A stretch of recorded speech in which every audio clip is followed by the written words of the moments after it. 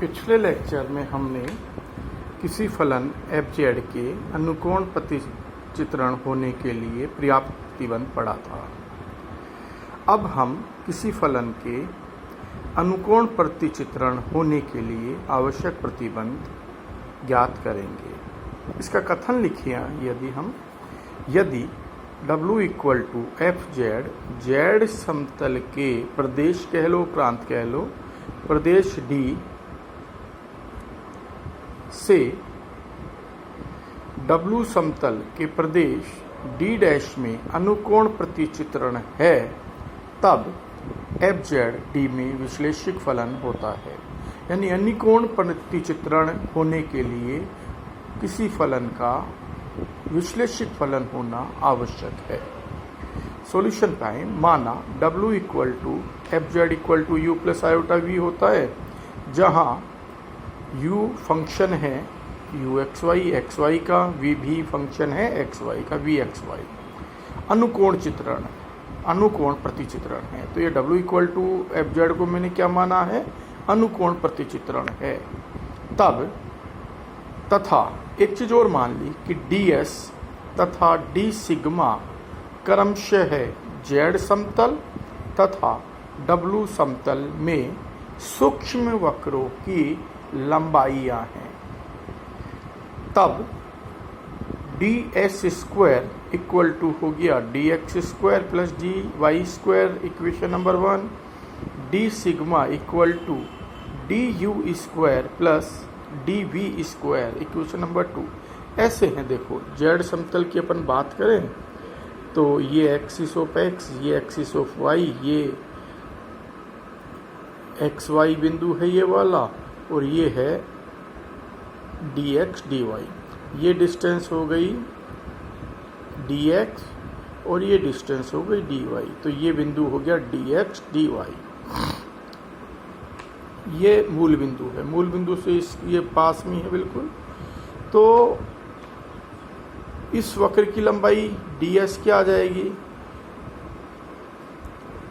आधार का square plus लंब का स्क्वायर, यानी dx square plus dy square under root. Square कर देंगे तो ds स्क्वायर क्या आ गया, dx square plus dy square. इसी प्रकार से जब अपन u प्लेन की w प्लेन की बात करें, ये du ये dv, तो ये distance d sigma equal to क्या हो जाएगा, under root du square plus dv square.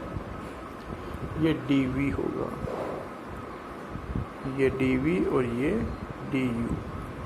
तो d sigma equal to square करें तो du square plus dv square number 2। चूंकि u तथा v चरों वेरिएबल्स x तथा y के फलन हैं, तो आंशिक अवकलन में अपन ने पढ़ा है du बराबर del you by del X into D x plus del you by del Y D Y. Equation number 3।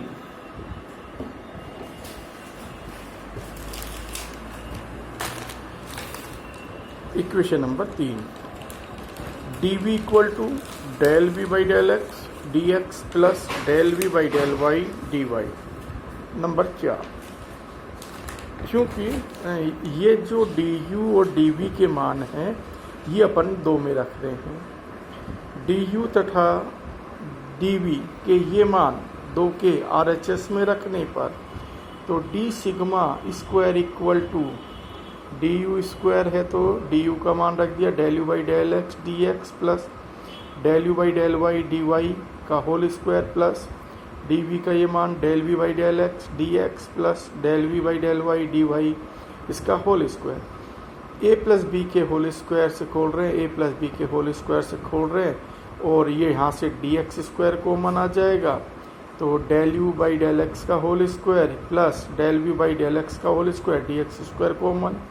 यहाँ से 2 dx dy कॉमन निकाल लिया, 2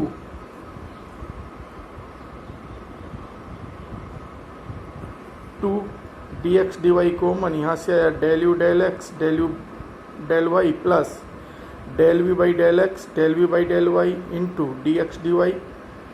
फिर यहाँ से dy स्क्वायर आएगा कॉमन आ गया, del you by del Y का whole square plus del we by del Y का whole square d y square. कोई दिक्कत नहीं। अब चूंकि इसको ऐसे और लिख दिया है d sigma square equal to A d x square plus 2, उसको बी लिख दिया d x d y plus C d y square 5 number, जहाँ A del you by del x का square plus del we by del Y का del we by del x का square, B है del you by del x del you by del Y plus del we by del x del u v by del y, और C है del you by del Y का square plus del we by del Y का square. इनको सबको मिला के अपन ने 6 number डाल दिया। अब देखिए, क्योंकि W equal to F Z अनुकोण प्रतिचित्रण है, अतः प्रतिच्छेदन बिंदु पर जो कोण होगा जेड समतल में वही कोण W समतल में उस बिंदु के समवर्ती का प्रतिचित्रण बिंदु पर होगा, तथा कोणों की अभिदिशा भी समान होगी। इसका मतलब ये है अतः d sigma upon d s दिशा पर आश्रित नहीं है। अतः समीकरण एक समीकरण ये वाली d s square upon equal to d x square plus d y square, और नंबर 5 ये वाली तो d s upon d sigma upon d s दिशा पर आश्रित नहीं है। अतः समीकरण 1 व 5 की तुलना करने पर a है, यहाँ पे डी एक्स स्क्वायर का कोफिशिएंट यहाँ a है और समीकरण 1 में 1 है। यहाँ डी एक्स डी वाई का कोफिशिएंट b है, वहाँ 0 है। यहाँ डी वाई स्क्वायर का कोफिशिएंट c है और इक्वेशन 1 में उसका कोफिशिएंट 1 है। इसको मैंने मान लिया h स्क्वायर, माना a equal to 1 into h square यानी a equal to H square, b equal to 0 और c equal to H square. a का मान रख दिया del you by del x square plus del we by del x का square equal to H square. b का मान रख दिया del you by del Y, del you by del Y del का whole square plus del we by del Y का whole square equal to H square. पहले C का मान रख दिया है ना, सी का मान रख दिया और फिर बी का मान रखा है। And del you by del Y del you by del X into del you by del Y plus del we by del X into del we by del Y equal to 0, number 9, equation number 9। यहाँ a का मान रखा है, इसमें b का मान c का मान रखा है और इसमें b का मान रखा है। एक चीज़ देखिए, अगर मैं यहाँ पर del you by del x का मान h कोज अल्फा लिखूँ, यहाँ h साइन बीटा लिखूँ, इसमें h साइन अल्फा लिखूँ, तो देखो h स्क्वायर दोनों में से common, cos square alpha plus sine square alpha 1, तो h square equal to H square. इसका मतलब इस समीकरण 7 का हल क्या है, del you by del x equal to H cos alpha और del we by del x equal to H sine alpha. इसको संतुष्ट कर रहा है ना, इसको रखेंगे तो H square equal to H square आ रहा है। ऐसे ही इसका देखो सॉल्यूशन, यहाँ del you by del Y equal to लिखता हूँ एच कोज बीटा, यहाँ लिखता हूँ H sine beta, H square दोनों में से common, cos square plus sine cos square beta plus sine square beta 1, तो H square equal to H square. इसका मतलब इसका सॉल्यूशन क्या दिख रहा है, del you by del Y equal to H cos beta और del we by del Y equal to H sine beta. यहाँ तक कोई दिक्कत नहीं, इसको 10 नंबर डाल दिया, इसको 11 नंबर डाल दिया। समीकरण 10 व 11 से स्पष्ट है कि देखिए ये एक संतत राशि है, ये भी संतत है, ये भी संतत है, ये भी संतत है। इसका मतलब ये परिमित, ये परिमित, ये परिमित, ये परिमित, इसका मतलब u तथा v के आंशिक अवकलज संतत हैं। तो यही लिखा है समीकरण 10 व 11 से स्पष्ट है कि u तथा v के आंशिक अवकलज संतत है। अब इन समीकरण 10 और 11 का प्रयोग अपन इस समीकरण 9 में करते हैं। यहाँ del you by del x का मान रख रहा हूँ, del you by del Y का रख रहा हूँ, del we by del x का मान रख रहा हूँ, del we by del Y का मान रख रहा हूँ। मान रखने पर देखिए ये आ गया h cos alpha h cos beta plus h sine alpha h sine beta. इनमें से एच स्क्वायर कॉमन आ गया है। Cos alpha cos beta plus sine alpha sine beta equal to 0। ये है कोज बी प्लस साइन है sine B बराबर क्या, h square cos alpha minus beta. अब देखिए एच स्क्वायर तो 0 नहीं है, तो फिर क्या 0, cos alpha minus beta equal to 0।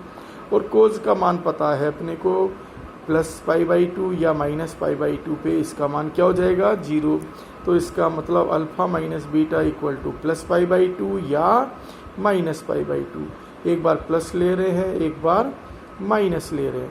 यहाँ से बीटा का मान निकाला तो बीटा को इधर ले गए, इसको इधर लिया है तो beta equal to alpha minus π/2। और यहाँ से इसको इधर लेके आ गए इसको इधर लेके आ गए तो बीटा का मान हो गया अल्फा प्लस π/2। अब दोनों केस ले रहे हैं, एक बार ये लेंगे बीटा का मान एक बार ये लेंगे। केस फर्स्ट, जब beta equal to alpha minus π/2 इसका प्रयोग समीकरण 11 में करने पर, यहाँ 11 जो समीकरण है जहाँ जहाँ बीटा है वहाँ मैं अल्फा माइनस π/2 लिख रहा हूँ इस समीकरण 11 में। तो देखो ये आ गया del you by del Y equal to H cos alpha minus π/2। Cos minus theta equal to cos theta होता है, यहाँ से माइनस निकाल के बाहर वो हो गया प्लस हो गया, क्योंकि कोज माइनस थीटा इक्वल टू क्या होता है कोस थीटा होता है ना। तो यहाँ माइनस हट जाएगा, ये क्या लिख दिया एच कोस π/2 माइनस अल्फा और इसका मान π/2 माइनस थीटा क्या होता है साइन अल्फा। तो हो गया, तो del you by del Y equal to क्या आया एच साइन अल्फा। इसी तरह से del we by del Y equal to H sine alpha minus π/2। Sine minus theta equal to क्या होता है माइनस आगे आ जाता है, तो minus h sine π/2 minus alpha और साइन π/2 माइनस अल्फा क्या होता है कोज अल्फा। तो del we by del Y equal to आया माइनस एच कोज अल्फा। इन दोनों को मिला के अपन ने 12 नंबर दे दिया। अब 10 और 12 की तुलना करो, देखो 10 समीकरण ये है अपने पास, del you by del x equal to H cos alpha, del we by del x equal to है एच साइन अल्फा, और यहाँ ये है तो एच साइन अल्फा है ना। एच साइन अल्फा क्या है यहाँ पे del you by del y. यहाँ समीकरण 10 में एच साइन अल्फा क्या है del we by del x.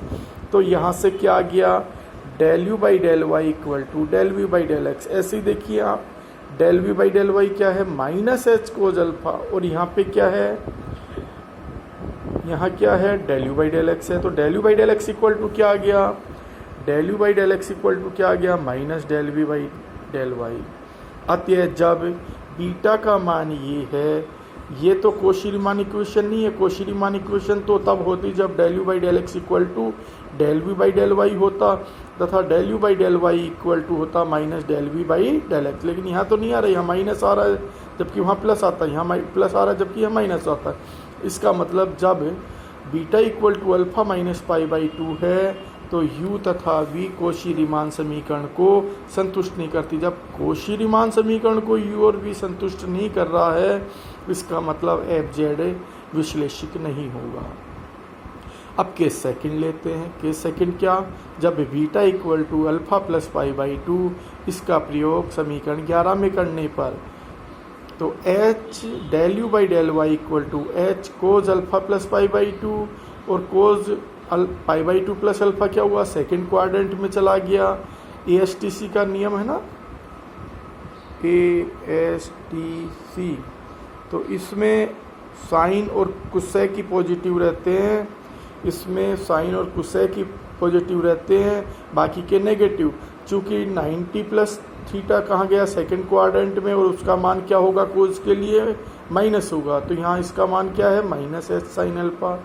इसी प्रकार से sine π/2 plus alpha second quadrant में पॉजिटिव वैल्यू होती है तो इसकी क्या वैल्यू हो गई कोज अल्फा, तो ये हो गया एच कोज अल्फा। इन दोनों को मिला के अपन ने 13 नंबर लिख दिया।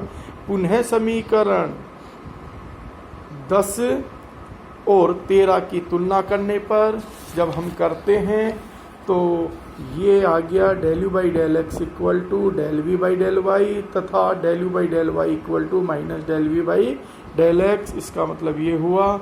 अतः इस स्थिति मतलब beta equal to alpha plus pi by 2 वाली स्थिति में u तथा v कौशी रीमान समीकरण को संतुष्ट करते हैं।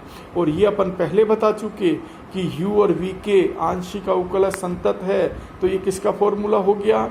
ये विश्लेषिक फलन में अपन पढ़ के आए हैं कि यदि f Z equal to you plus iota v है तथा u और v के प्रथम कोटि के आंशिक अवकलज संतत है तथा u तथा v कौशी रीमान समीकरण को भी संतुष्ट करते हैं, तो फिर एफ जेड विश्लेषिक फलन होगा। यहाँ यही स्थिति हो रही है। उपरोक्त से स्पष्ट है कि w equal to F Z विश्लेषिक फलन है। यही अपने को बताना था कि जब एफ जेड अनुकोण प्रतिचित्रण है तो उसका आवश्यक प्रतिबंध यह है कि एफ जेड विश्लेषिक फलन होगा। अब इसके एक नोटिंग जो चीज़ अपन लिख रहे हैं कि केवल विश्लेषिक फलन होने से अनुकोण प्रतिचित्रण नहीं होगा, वो अपन पर्याप्त प्रतिबंध में पढ़ के आए हैं। कब होगा? विश्लेषिक होने के साथ साथ वह किसी भी बिंदु पर उसका अवकलज 0 नहीं हो। ये चीज़ लिखिए। उपरोक्त प्रमेय से स्पष्ट है कि यदि कोई फलन एफ जेड विश्लेषिक नहीं है तो वह फलन अनुकोण प्रतिचित्रण भी नहीं होगा, क्योंकि ये इसका आवश्यक प्रतिबंध है। क्लियर?